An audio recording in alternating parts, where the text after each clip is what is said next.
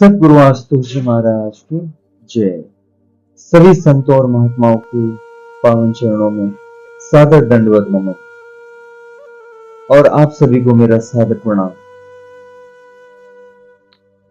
हाल ही में एक कार्यक्रम में जाने का मौका मिला, जो कार्यक्रम हमारी आध्यात्मिक संस्था DJJS के द्वारा आयोजित किया गया, जिसका जो विषय था पीस यूथ फेस्ट, और इसका जो नारा था उठ पार युद्ध कर।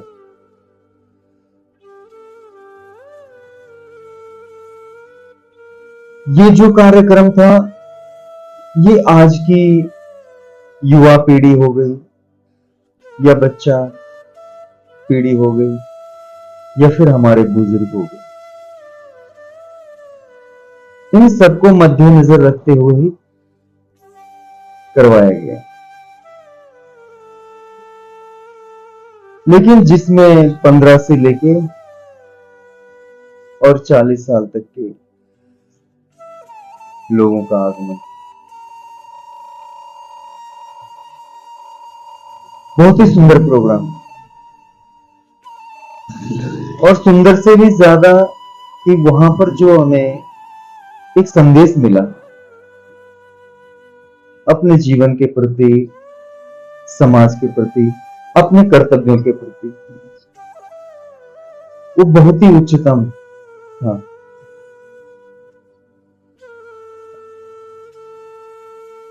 तो इसमें कुछ मुद्दों पे बात की गई, जिसमें विशेष जो मुद्दे थे वो थे हमारा पहला फोन, और दूसरा था हमारा वासना, जिसको आज सब प्रेम कहते हैं, जिसको लव कहते हैं।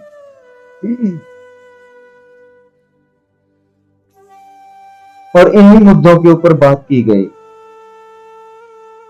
और यहां तक कि वो प्रैक्टिकली एक्टिविटी के द्वारा हमें दिखाया गया, समझाया गया।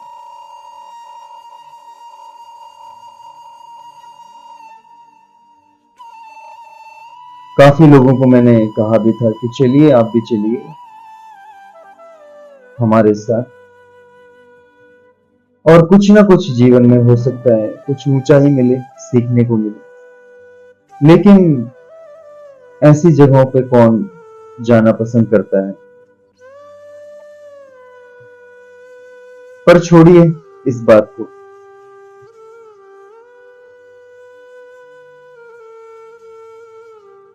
पूर्व जन्मों के कर्मों से हरि चर्चा ना सुनो,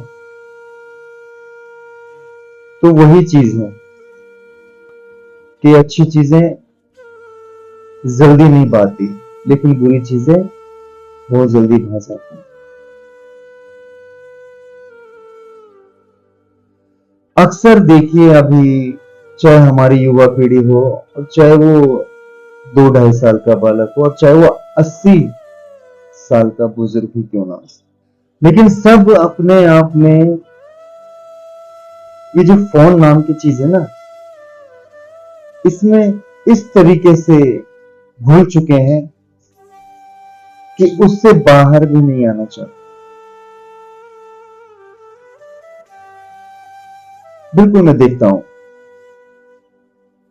अक्सर यहां से, जैसे अपने ही इधर की बात करता हूं, आना जाना लगा रहता है, तो यही घर के आगे ही गलियों में बच्चे बैठे रहते हैं, 2-2, 3-3 घंटे उनके चले जाते हैं, लेकिन वो कभी गेम खेलते रहते हैं, कभी कुछ रील वगैरह देखते रहते हैं, और इन सब चीजों के कारण उनका जो दिमागी संतुलन है ना, वो बिल्कुल ही बिगड़ चुका है। वो अपने ही कब्जे में नहीं है, इसमें उनके माँ बाप का भी बहुत बड़ा हाथ है। वो देखते हैं कि हमारे बच्चे सब चीजें कर रहे हैं, लेके बैठे हुए हैं, क्योंकि देने वाला कौन है? कोई पड़ोसी तो है नहीं कि जो फोन खरीद के उसको देगा, रिचार्ज करके उसको देगा। सारा कौन करेगा? माता पिता ही करेंगे। तो सारी ही गलती जो होती है वो घर से ही होती है। बाहर वालों को तो ऐसे ही बदनाम करना शुरू कर देते हैं। और संस्कारों का जो भी भरण पोषण होता है वो अपने घर परिवार से ही होता है।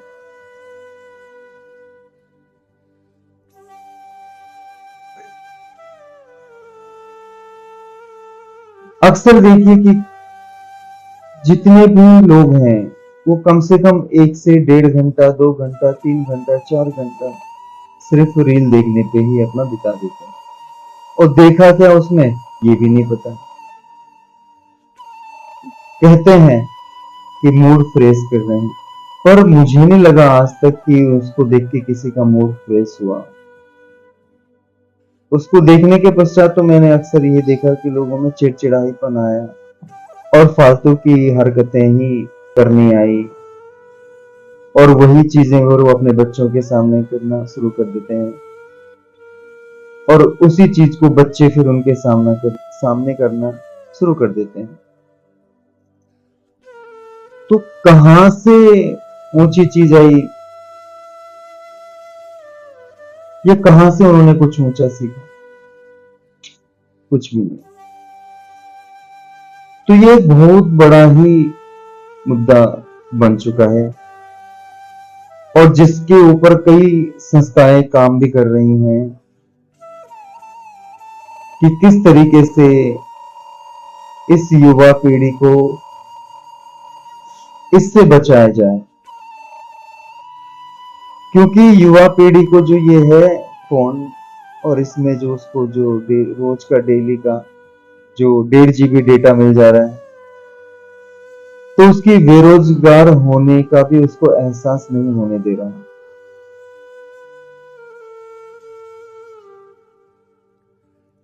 अगर देखा जाए तो इस समय हम एक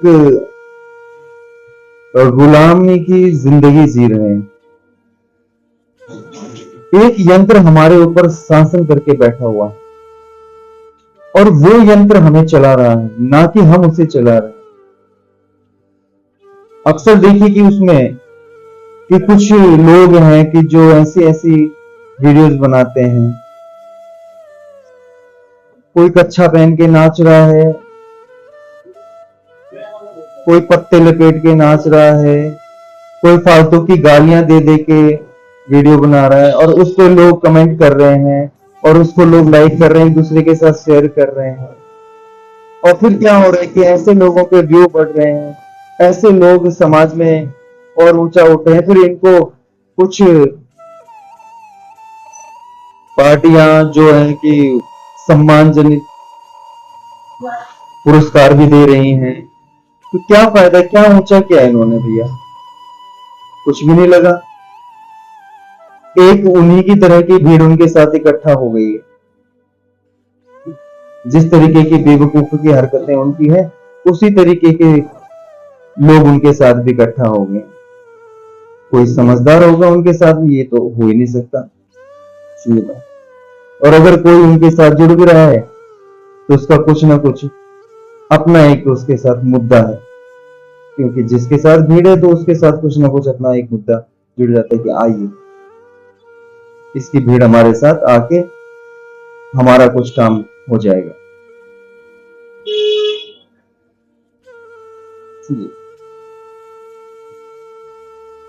और ऐसी हरकतें करके कई लोगों को मरते हुए भी देखे।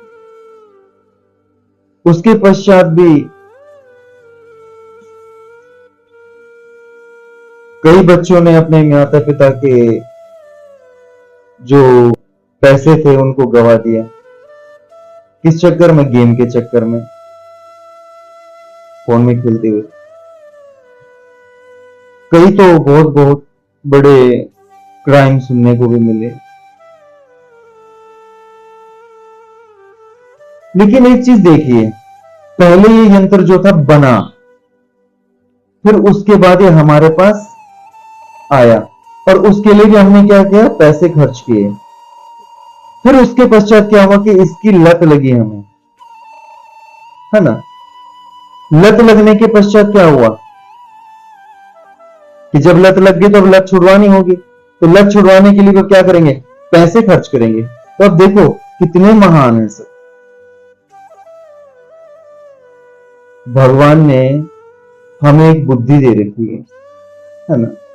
और ये बुद्धि इसीलिए दे रखी है इंसान को कि वो सोच और समझ के कोई भी कार्य विवेकपूर्ण कर सके।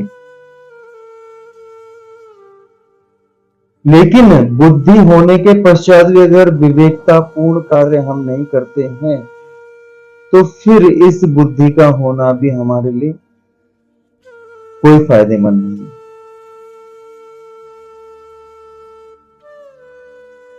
एक जानवर है जो अपनी प्रवृत्ति में जी रहा है जिस प्रकार से उसको बना के भेजा हुआ, लेकिन एक मनुष्य अपनी प्रवृत्ति में नहीं जी रहा है जिस प्रकार उसको बना के भेजा हुआ और जिस कार्य के लिए भेजा हुआ।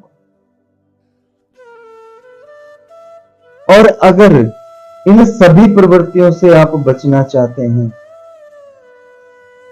कि बुद्धि क्या और कैसे विवेकतापूर्ण कार्य किए जाए, उसके लिए आपको आध्यात्मिक राह पे आना बहुत जरूरी होगा।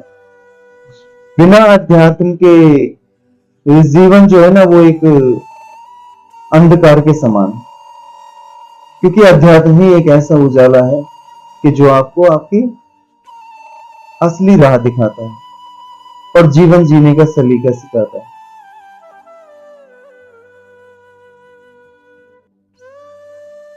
इसी के साथ मैं अपनी बात समाप्त करता हूं। धन्यवाद।